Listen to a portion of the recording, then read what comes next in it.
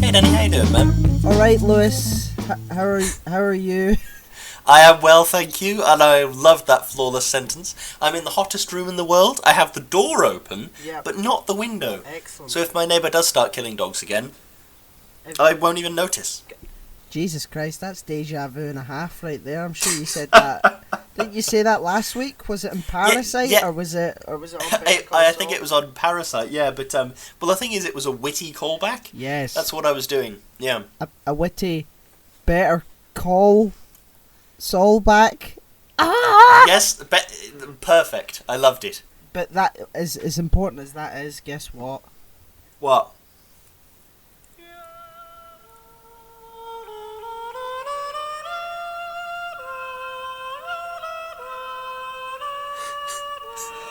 What am I listening to? What's this? Imagine the ants, Lewis. Imagine the ants swarming the ice cream. Oh, beautiful. Beautiful. Incredible. I like to imagine you spent like £1.50 on that song, and you need to find a way to justify using it for work so you can charge it to your business account. I like to imagine that's what's happened. I really did, by the way.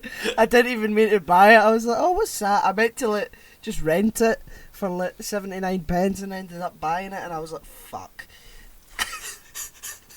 Good stuff. It's well worth it. This week we are talking about Better Call Saul season 5, episode 5. Dedicado A Max, which is Spanish Dedicado for A Max. what? I think it's very obvious that it's Spanish for dedicated to Max. What? Is that it? That's one of the things that gets me. When you see people like reading a sign in Spanish or French or whatever, it's like, no, those words are very similar to English words. Can you not figure out what L warning? Can you not figure out what that means? Yeah. Le toxic waste. Oh, come on now. Oh, shit. You're right? Yeah, the honey in my tea hadn't dissolved properly, so I just got a big gulp of it all at once. It was absolutely disgusting. Yeah, honey's a weird thing. You hear that? Good old bees, eh? I can. It's really good. Hear that nice ASMR there, Lewis? What a horrible ASMR that would be. Lukewarm tea. Right, have you got an opening statement, Yeah, Dan, before we have more tea chat?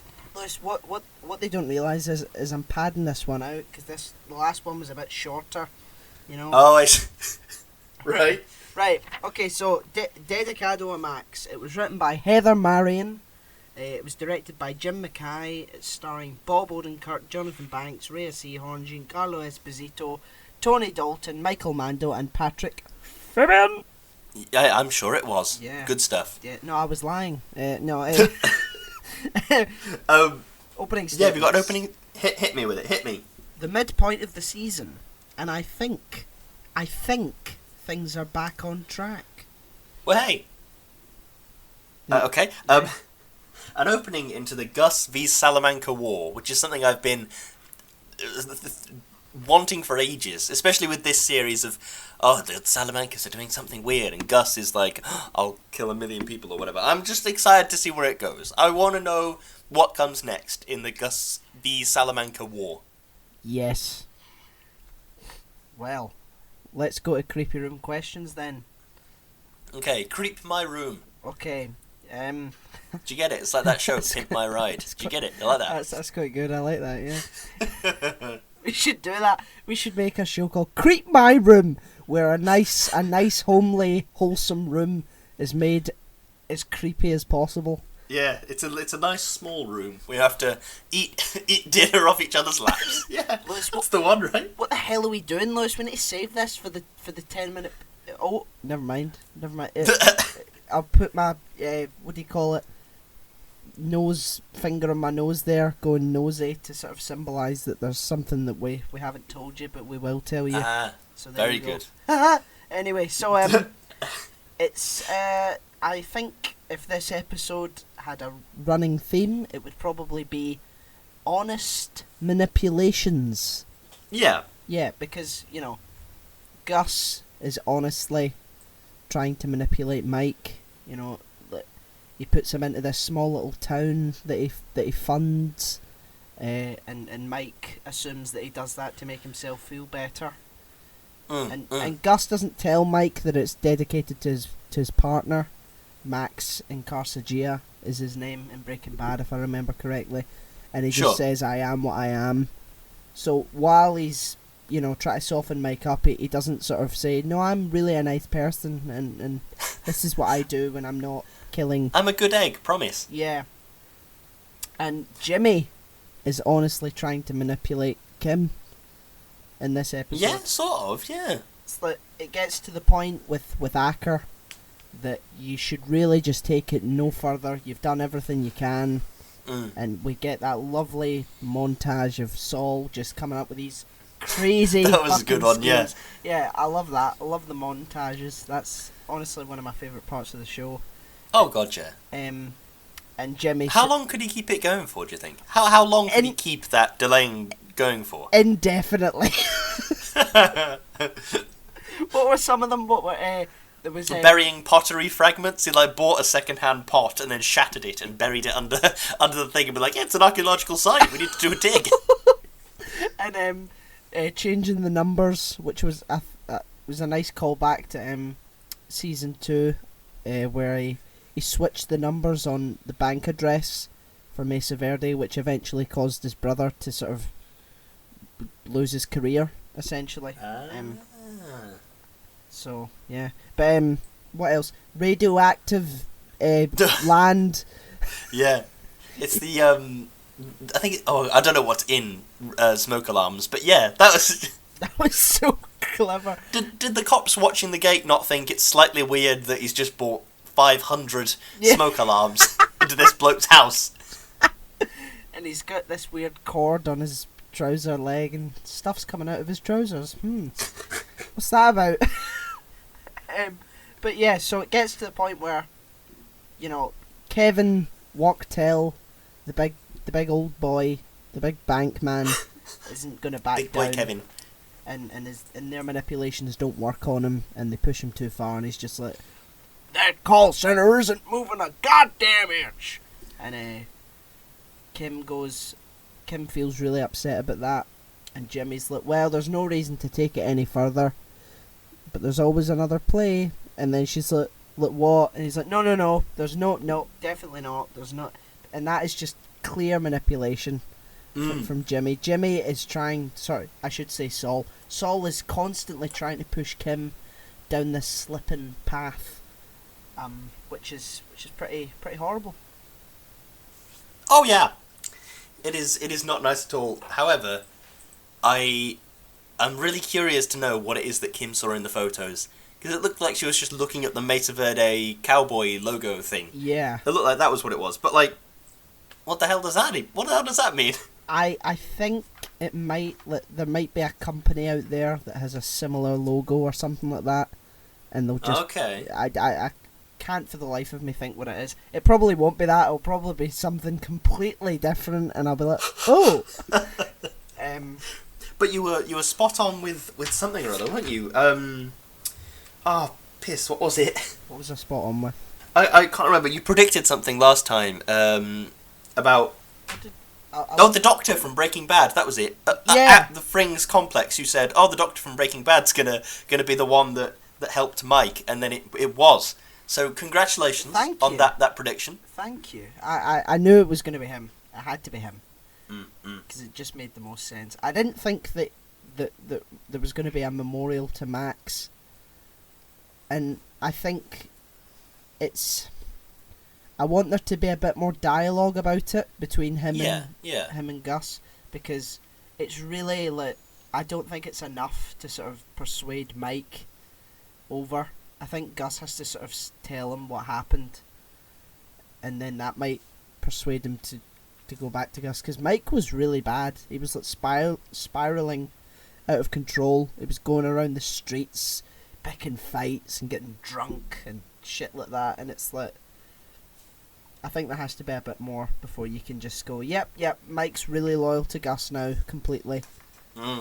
Definitely. I think Fring needs to sort of show he's got heart, in a way. Yeah. Which is sort of what he was trying to do in that episode of Breaking Bad way back when he had Walt over for tea, or whatever it was he was exactly. doing. and it was like there were kids' toys, weren't there, strewn about the place or something. And the implication was that he's got kids, but I mean, we don't know if he does or doesn't. I'm presuming he doesn't. Yeah. But those toys were like a manipulation thing. He even said it as well. He was like, "I never get to make this. Kids won't eat it." Yeah, it's. We've never seen any kids. And that Gus is a completely different Gus to the one who sits in the dark in the back of Los Pollos Hermanos, and he's like Waiting for a goes phone. out, waiting for the phone call. Yeah, it's a completely different guy. Because it makes you think, with that changing of the guard that happens so easily, is there even a Gus anymore? Has he sort of been hollowed out by horrific events happening over his whole life? Yeah, there's a great video called a great YouTube channel called The Take, and they sort of put forward the idea that Gus is a corporation embodied as a human being. Yeah. Just completely focused on making sure that the business runs efficiently. He would have to have a family though, because he told Walt, and from that you can assume that he's told other people to sort of humanise himself. And if he ever get called in for questioning, the DEA, for example, they would be able to find out very easily whether he had kids or not. So I don't think he could risk lying about that to try and make himself look good. Well, the only people we can presume the only people he's lied to about this are people that like would also get in trouble with the DEA if they got in contact. Like Walt, he told Walt, but if Walt went, oh yeah, this guy, he's got like a fake family or whatever, then Hank Googles it. It's like, how do you know this guy, by the way? Oh, I cook meth for him in this underground secret lab. Do you know what I mean? Yeah. There's a degree of inbuilt insurance, maybe. Yeah, because they say that quite a few times in the show. Criminals have no recourse. So, it's like in season 1, where I don't know if you remember. The Kettlemans. The family that embezzled the money, and Jimmy managed to sort of wiggle his way to get them to confess. It's like Jimmy broke into the house with Mike and stole the embezzled money, and the family the family threatened to call the police for stealing, and Jimmy was like, yeah, logic in you, even on a good day, like that. You stole that money, and now you're going to go to the police for me stealing it from you? That doesn't make any sense. But, yeah. I have a question. Go on. Was Mike prepared to walk all the way back to Albuquerque if he had to? Yes. He seems like... without a doubt. Because there's toughness, but there's foolhardiness, and there's being an idiot. Could you really walk from some town in rural Mexico or whatever to, like, Albuquerque? I have no idea, but it seems impossible. Yeah. It said, like, I can't remember the town's name, but it was like 4 kilometres away. And the doctor was like, if you walk 10 kilometres, you'll reach El Paso, and you'll get a bus. It could take a day, and then another 2-hour walk, and then you'd finally reach Albuquerque. And he's like, you wouldn't survive the journey. It's like, yeah, I should fucking hope not. He's bleeding out in the bus. He's like, I'm almost there. Jesus Christ. See the PI that they hired, Kim and Jimmy? Yeah. I was hoping that it would be Patrick Cubey. The ginger guy in Breaking Bad. I don't think I do know the ginger guy in Breaking Bad. He's played by Bill Burr. Okay. Let me Google that real quick. I like Bill Burr. He does a good podcast.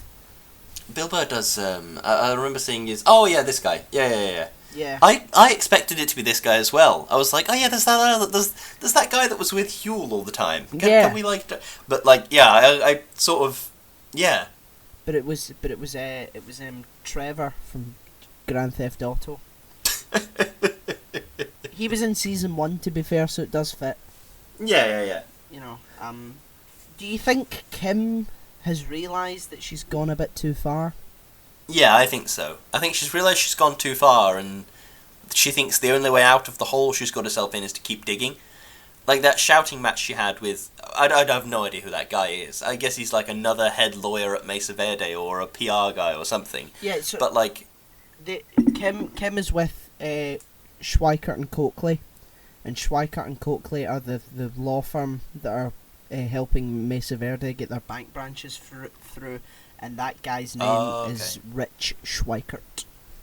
Okay, cool. But yeah, like kicking off at him, that can't be a good, that can't be a good career move. Do you know what I mean? She's sort of doubling down on the dishonesty and all that sort of stuff. Yeah.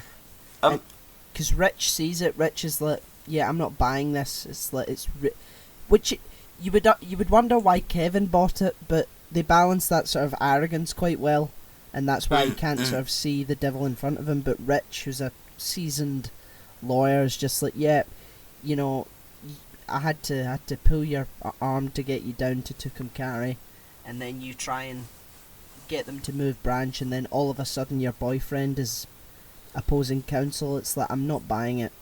Yeah. But I have a bit of a question. Go on. Wouldn't learning Spanish be a huge help for Mike? Because I get that, like, he's an old man and whatever, but, like, learning a bit of Spanish, even if it's just stuff like food, drink, phone, stuff like that, very basic things that he needs to know to, like...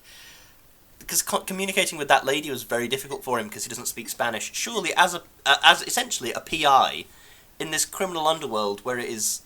where a lot of these criminals in the show, like all of the Salamanca family, even Gus, they speak Spanish. Yeah. Wouldn't it be easier to just learn Spanish and go with it? Yeah. It's kind of... I feel like it's kind of slightly weird that... That's the kind of thing I would expect Mike to do, is to have some level of conversational Spanish. I think he might, because like when he's putting the window in, he knew instantly that it was Gus talking, and and then he was raging, and he can say stuff like muy bien and things like that, and he sort of understood when he asked for the phone, and she was like, no, so I don't know to what degree he has it, but you're right. I think he should. You would think he would have just been really prepared, as he normally always is. And see, when he was going to build a charger... that was ridiculous. And she just comes out with one already built, just looking at him like, for God's sake, Mike. All you had to do... If you learned Spanish, you could have just asked for a fucking charger. That's one thing I really like about Breaking Bad and Better Call Saul, is they both have this... sort of vaguely witty comedic tone to a lot of their things. Like, that was funny. Watching that lady go and fetch a phone charger and bring it to him, that was funny. It was very funny. I like it a lot. So do I. Okay, this is the thing that we always ask. What's Lalo and Gus's next move? Well, yeah. The thing that I keep thinking is, what is Mike's role gonna be? Because is he gonna be like a foot soldier? Is he gonna be like a general? Is he gonna be like in charge of mustering troops to storm the Salamanca compound or something? I really don't know. Yeah. Because I mean, Mike is an old man. Surely he can't be on the front lines mowing down Salamanca's goons. But on the same level, I wouldn't put it past him. No, I mean, I think it is going to be a bit more tactful. I think Gus can't openly attack Lalo, and Lalo can't openly attack Gus, because they've both been warned by the cartel that you must coexist, and there is no room for debate on that. So Lalo's best move is to continue to try and weed away Gus's money, and I think we haven't seen much of what Gus does. Gus is sort of countering and getting his troops in line and just sort of doing damage control. But I think Gus's play will be to try and make Lalo look unhinged and unreliable, and maybe not worth being up here because he doesn't know the ways up here. He goes about killing people in fucking travel wire and things like that without any consequences. Yeah. So how would you if you were in Gus's position, how would you do that? That's probably what I would.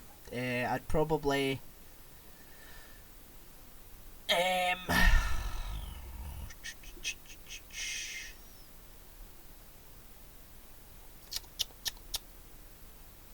don't know. I have no clue. How would you? What would you do? I think you're right in saying that the only thing to do in this situation is to discredit Lalo in some way. You need to make him look unhinged, or you need to appeal to the classic Salamanca flaw of being a bit insane. That's what you need to make happen. So I don't know, I suppose I would either try and provoke him into a fit of rage at a very inopportune moment, Yeah. or I would slowly take apart his operation and make him sort of wage an all-out war on the streets of New Mexico sort of thing. Because if you can make Lalo appear to be the bad guy, then he'll be forced south of the border. Yeah. But he has to die, or at least Gus and everyone else has to think that he's dead. Because I've mentioned this before, but in Breaking Bad, Gus, when he torments Hector, says that his grandson, who was killed by Jesse when they're south of the border, was the only family that he had left. So the writers have sort of locked themselves into a corner. So they need to find a way for Gus to get rid of Lalo in a way that sort of keeps Jimmy's story. It can, keep the continuity right, but also in a way that makes everyone believe that he's dead. And also, they have to make sure that Jimmy still thinks Nacho's alive, even though he might be dead. So I don't envy the writers, to be honest.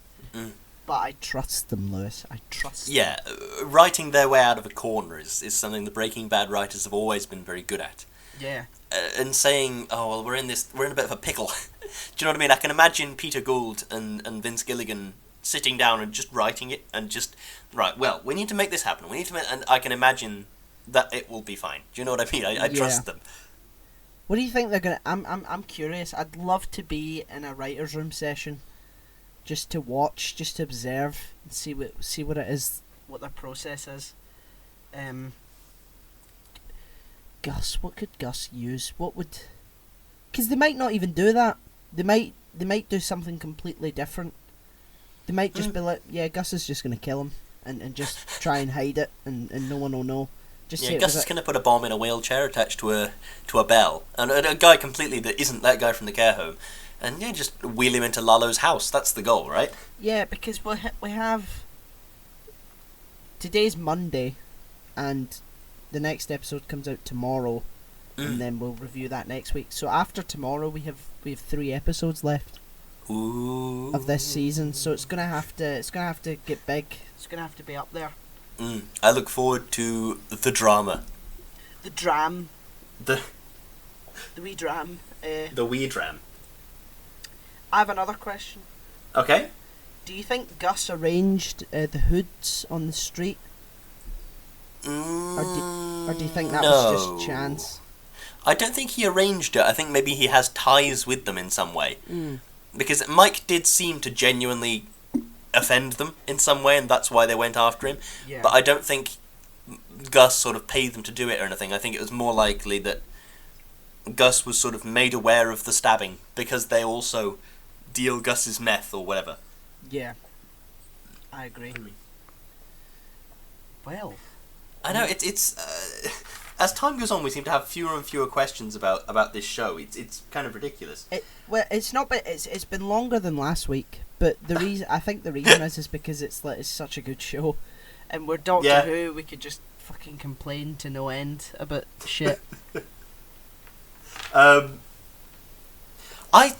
can't get over the cowboy thing. That thing you said about is there another company with a similar logo? Is that based on anything, or is that just speculation? It's just speculation because it looks like I thought I saw that the logo looked a bit different in one angle. And there was another angle where there was like a cactus, and maybe there's one without a cactus. Yeah. And that is a very Saul thing to do. Just try to get a wee loophole to try to... A loophole, like... You know when you're playing Jenga, and it's this one tiny, insignificant little thing, and you pull it out, and everything comes tumbling down? That's what I feel as if it's going to happen. But I could be wrong. She might. We're all thinking about the logo, but there might be a photo of Kevin like chopping a dog's head off or something like that. It might just be something that the PI, who's clearly a bit of a psycho, didn't even deem to be suitably crazy. It's like, oh, it's chopping a guy's head off. Yeah, that's just what I do for fun. Yeah. And Kevin's just got a photo of that up in his study. It's like, yep, that's fine. Kevin's like, how the fuck did he miss that? God's sake. No, but I'm excited. I'm excited to see what they do. As am I. They keep answering questions, providing more questions. I like it a lot. Yes, so do I. Oh, God. After this season, it's one season, and then that's it. That's the end of the Breaking Bad verse. We've had Breaking Bad, we've had El Camino, and then it's... Once Better Call Saul's done, that's it. Yeah? What are we going to talk about then? Fuck Rick and knows. Morty, or wait for 20 years for another series, and then talk about Rick and Morty. Yeah, that's meant to be out. Where the fuck is it? Come on, Dan. It's the second part of the same season. What are you on? I'm sure we could find something. Yeah, we'll have a go. Yeah, Treat ourselves to find something. Some ITV drama or something. Treat ourselves. Yeah. Let's do let's do Coronation Street or EastEnders. Never run out of episodes of that. Christ. Yeah, we could start right at the beginning and then die before we get to the end. Oh my god! Imagine if there's actually. There has to be a podcast about Coronation Street. I would imagine so. I'm gonna Google this. Coronation Street podcast. Yep, there's several. Okay, there's The Talk of the Street. There's Conversation Street. There's Topical Talk. Okay. What is it they talk about? Conversation Street, episode 410. Oh my Christ. God! Jesus. Half rice, half chips. Alia puts her vlogging fingers to good work as she finds some shadiness in Tim's dad's past, while Tim's dad has more baths than Joseph. What? Oh, this is... Oh, it's a catch-up podcast. Okay, right. That's odd. So they watch watch Coronation Street and then take some notes and then... Okay, I understand what this is. Wow. I have another question. Okay, go on. I've just realised... Is it about Corey, or...? Fuck Corey, no. If you like Corey, no. Sorry. Harsh. It is harsh. I think we've yet to learn something about Kim's past. Because if you think about it, she's putting in a lot of effort for this guy. There must be something that she's not said or not telling us. Because it's the motivation is, yes, I want to do the right thing and this guy doesn't deserve to have his home taken, but it's like, yeah, but you're going to such lengths to almost ruin your career. There must be something that she hasn't told us yet. The thing I keep coming back to is maybe he's related to her very distantly, or he reminds her of her father, or something really dumb and weird. I mean, it will not be something as dumb and weird as either of those things, but yeah, it could be. Yeah. Well, I think that is definitely the end of the questions now. Yeah, I think that's us.